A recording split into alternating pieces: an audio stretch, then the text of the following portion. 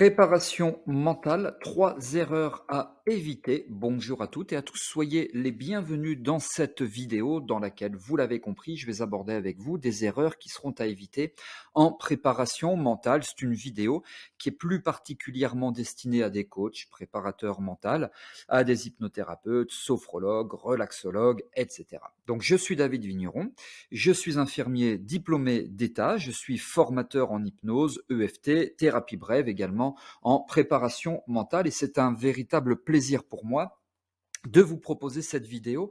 Et je vous rappelle que les vidéos YouTube que je propose sont toujours des vidéos sous lesquelles vous pouvez vous exprimer, hein. Vous pouvez me poser des questions, réagir, interagir, me dire si vous n'êtes pas d'accord, puisqu'il y a l'espace prévu, hein, sous les vidéos, dans la partie des commentaires réservée à cet effet. Je vous précise également que vous avez la possibilité de vous abonner à cette chaîne YouTube en cliquant sur le bouton s'abonner. Et vous pouvez également activer la cloche de notification pour être informé gratuitement lorsque je sors de nouvelles vidéos. Alors, quand je vais aborder ici les erreurs à éviter, je vais les aborder d'une façon assez large, hein. Ce n'est pas forcément des erreurs de terrain quand vous accompagnez un consultant, mais je vais également parler de vous. Et c'est d'ailleurs le cas de la première erreur. La première erreur serait de proposer des séances à très bas prix. Ça, c'est très fréquent chez les thérapeutes, chez les coachs, chez les préparateurs mentaux, chez les praticiens en EFT, relaxologues, etc., etc., de proposer des séances à très bas prix pour être certain d'avoir plus de monde. C'est une croyance limitante parce que ça veut dire que si vous proposez des séances à bas prix, eh bien, vous valez le prix que vous proposez, hein, c'est-à-dire vous proposez une séance à 10 euros, vous valez 10 euros. Alors, évidemment, hein, j'illustre mes propos d'une façon un peu extrémiste, mais dans l'idée, vous comprenez ce que je veux dire.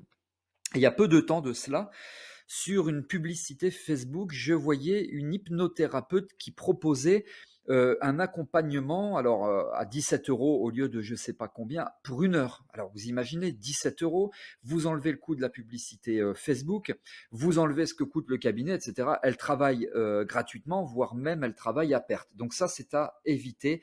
Que valez-vous? Posez-vous la question. Et si vous proposez des séances à très bas prix, quelle crédibilité est-ce que vous renvoyez, hein? En quoi êtes-vous crédible? Moi, personnellement, alors je sors un petit peu du contexte de la préparation mentale, je décontextualise. Si un chirurgien qui doit m'opérer, je ne sais pas moi, d'une prothèse de genou, alors, bon, en France, c'est un peu différent, on ne paye pas, mais enfin, peu importe, hein, me demande que 200 euros, tandis que l'autre me demande 10 000 euros, bah, j'aurais tendance, si j'ai les moyens en tout cas, d'aller vers celui qui est à 10 000 euros, parce que je me dis, celui qui est à 200, 250 euros, il n'est pas forcément très crédible. Alors, entre 250 et 10 000 euros, il y a évidemment un fossé, bien sûr, hein. Là, on ne parle pas forcément d'un écart aussi important en préparation mentale, mais dans l'idée, c'est quel est votre degré de crédibilité quand vous proposez des séances à très bas prix? Posez-vous la question. Et quelle valeur vous vous auto-attribuez aussi? Posez-vous cette question. Je fais toujours le lien quand j'aborde ces sujets avec les commerces discount qui, quand ils se sont implantés il y a 30 ou 40 ans au début, ont beaucoup de mal à se faire connaître. Pourquoi? Tout simplement parce que c'était discount et que c'était pas cher. Tandis que c'était les mêmes produits, alors ça on l'a découvert un petit peu après, hein, il n'y a que l'emballage quelquefois qui change, ou le nom de la marque éventuellement, les gens fuyaient volontiers ces commerces discount parce que si c'est pas cher, ça veut dire que c'est pas de bonne qualité. Et c'est exactement pareil pour vous, hein. Demandez-vous en quoi vos consultants, donc futurs clients, peuvent vous poser, peuvent se poser les mêmes questions que je me pose, qu'on se pose ici maintenant dans cette vidéo. Alors, j'établis un lien avec l'effet placebo. Il y a notamment des études qui démontrent que quand on donne un médicament placebo, donc qui n'est pas médicament, parce que dans le placebo, il n'y a aucune substance pharmacologiquement active. Quand on donne un placebo à un patient, à un malade, eh bien, plus il est donné au malade, mais comme étant expliqué qu'il est cher, comme étant vendu comme cher, enfin, il n'est pas vendu, mais on lui dit, voilà, monsieur, ce médicament coûte très, très cher. Il coûte par exemple 10 euros, donc ne le faites pas tomber. Et à contrario, comparativement à des médicaments qui sont dits comme étant pas chers, eh bien, on se rend compte que plus le médicament donné, enfin en termes de conditionnement avec le patient comme étant cher, eh bien plus l'effet placebo fonctionne. Donc vous voyez que le prix, il a quand même un impact très très très important aussi sur l'efficacité de vos séances. Alors là, je me positionne plus d'un point de vue vente, hein, vendre vos séances, hein, mais j'établis aussi ce lien qui est quand même relativement facile à établir. Donc c'est une erreur de proposer des séances à très bas prix.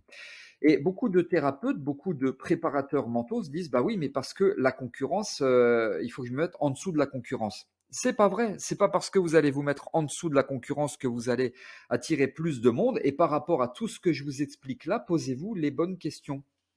Moi, quand j'ai commencé, alors il y a plus de 10 ans maintenant, la thérapie, le cabinet et cetera, eh bien, s'agissant de la concurrence, je me suis jamais mis en dessous, je me suis mis toujours exactement comme la concurrence. Et je trouve que, alors avec le recul, ça n'a pas été délétère pour moi, ça a même été plutôt bénéfique, mais faites très attention à cela. C'est une croyance limitante aussi de dire que, bah tiens, je vais me mettre sous la concurrence parce que je vais attirer plus de monde. D'accord, peut-être éventuellement que vous allez attirer un peu plus de monde. Mais qualitativement parlant, qui allez-vous attirer, hein? Des gens qui sont prêts à payer pas cher du tout, qui allez-vous attirer? Ça, c'est un autre débat. Je pourrais faire une vidéo aussi, une autre vidéo. Vous proposez des prix très bas, quel type de personnes allez-vous attirer? Donc la crédibilité, les commerces discount, le lien avec l'effet placebo, la concurrence, premièrement. Deuxièmement, l'erreur, c'est de ne pas autonomiser vos consultants. Vous pourriez vous dire, bah, moi, mes consultants viennent me voir, je vais faire 20 séances, comme ça, bah, ça va me rapporter 4 fois plus que si je propose que 4 séances, et ainsi, je ne vais pas les autonomiser.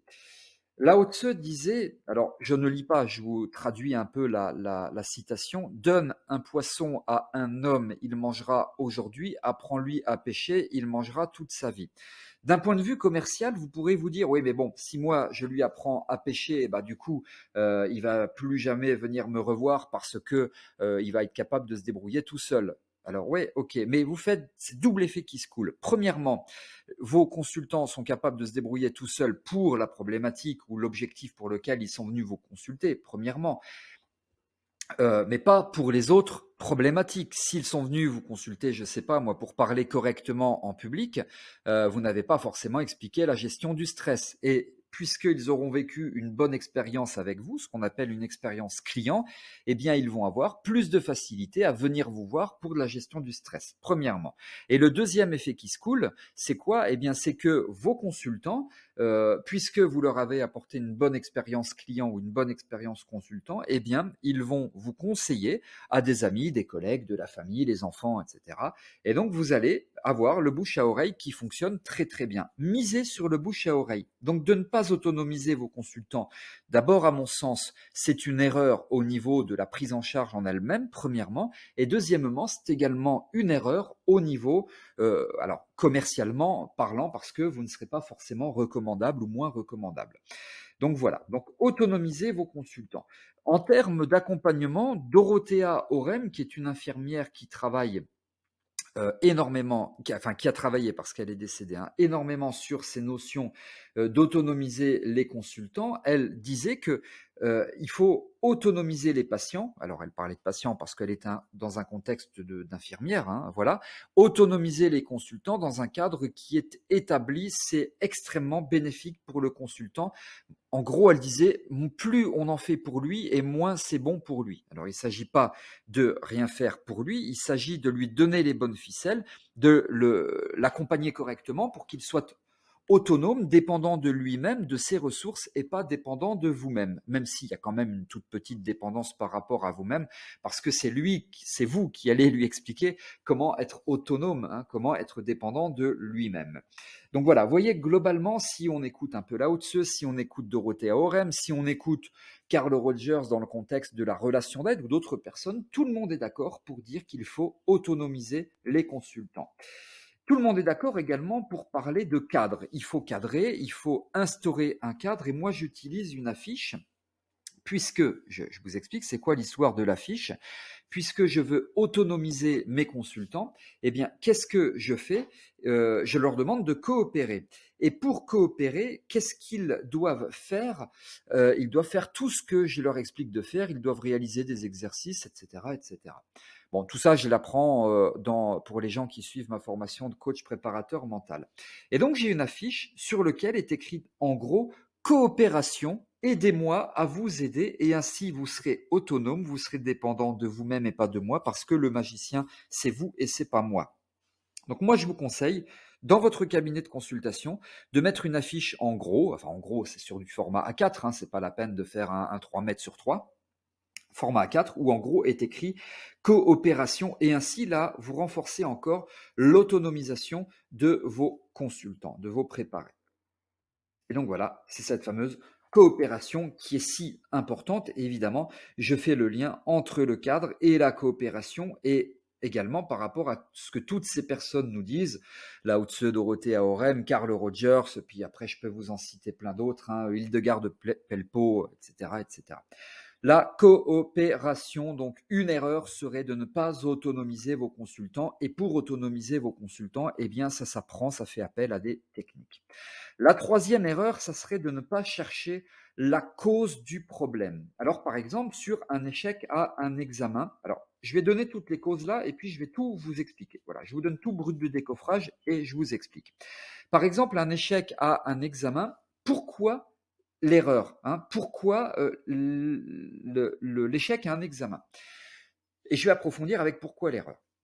Eh bien parce que je stresse, parce que j'ai pas réussi à faire mon créneau, parce que, si je parle du permis de conduire, parce que je ne maîtrise pas le code de la route. OK, donc ça c'est important parce que ça veut dire qu'il va falloir, que le consultant, à un moment donné, se débrouille lui-même, pour réviser le code de la route, pour apprendre à faire des créneaux. Vous allez pouvoir travailler sur la forme, mais finalement, à un certain moment donné, sur le fond, ça lui appartient.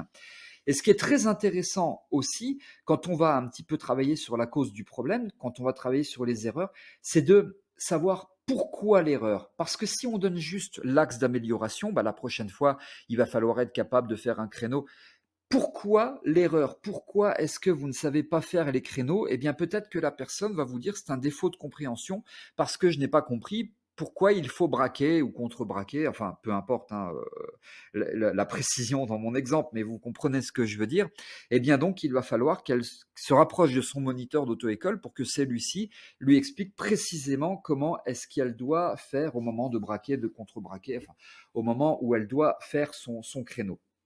Ce qui est très intéressant quand on cherche la cause du problème, c'est d'approfondir et d'aller plus loin, de trouver avec elle pourquoi cette erreur. Moi, je parle volontiers d'erreur. C'est pas un tabou l'erreur, hein. Oui, il y a des erreurs, mais les erreurs sont constructives à partir du moment où on les considère en tant qu'erreurs et que on va pouvoir se remettre en question pour travailler sur celle-ci et ainsi pour la prochaine fois éviter l'échec à l'examen si on parle d'échec à l'examen. Donc de chercher la cause du problème, c'est toujours très intéressant parce qu'on fait un travail de fond, mais également un travail de forme. Et là, on est plus englobant en termes de prise en charge et donc on est plus efficace. Et donc, parfois, les techniques de préparation mentale ne suffisent pas. Pourquoi je dis ça? Parce que si, par exemple, la personne vous dit, voilà, moi, par exemple, la cause du problème, c'est que j'ai passé 3 fois l'examen de, je sais pas moi, le concours de sage-femme, mais maintenant, ça devient traumatisant, j'ai énormément de mal, je bégaye, je bafouille, j'ai peur, etc. Donc parfois, les techniques de préparation mentale en elles-mêmes ne suffisent pas parce que si on est sur un souvenir traumatique, ce qu'on appelle un souvenir traumatique, eh bien peut-être qu'il faudra travailler avec d'autres techniques telles que l'EFT par exemple. Souvenir traumatique, pour travailler sur cela avec l'EFT, ça fonctionne très très bien, ou avec le MDR, ou avec d'autres techniques. Donc effectivement, peut-être que ça sera très intéressant de chercher quelle est la cause, ok, mais puisqu'on a trouvé une cause qui ne peut pas forcément toujours être traitée avec de la préparation mentale, eh bien de dire, ok, là, les techniques de préparation mentale en elles-mêmes ne suffisent pas, ainsi je vais travailler avec de l'EMDR, ou je vais travailler avec de l'EFT, ou toute autre chose.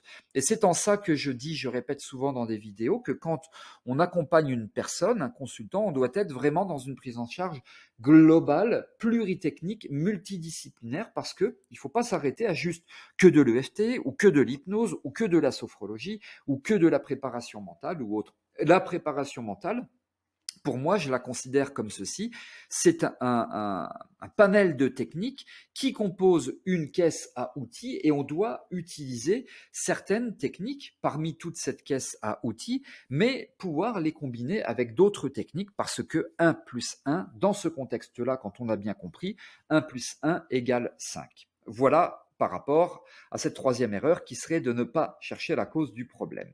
Alors en bref, les trois erreurs qu'il faut éviter, c'est votre tarif, le tarif trop bas, je vous en ai parlé, l'autonomisation, ça serait de ne pas autonomiser vos consultants, vos préparés, et ça serait de ne pas rechercher la cause du problème.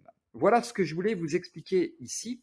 Si vous souhaitez aller plus loin, approfondir, je vous propose une formation de coach préparateur mental. L'accès est illimité, elle est ultra complète. Vous avez le détail de cette formation qui figure dans la description de cette vidéo, donc juste en dessous de celle-ci, jetez-y un petit coup d'œil et vous verrez que c'est ultra complet. Si vous avez aimé cette vidéo, vous pouvez liker avec le petit pouce bleu en cliquant sur le petit pouce bleu vers le haut. Je vous remercie d'avoir été attentif et attentive. Je vous retrouve avec grand plaisir dans d'autres vidéos. Alors à très bientôt.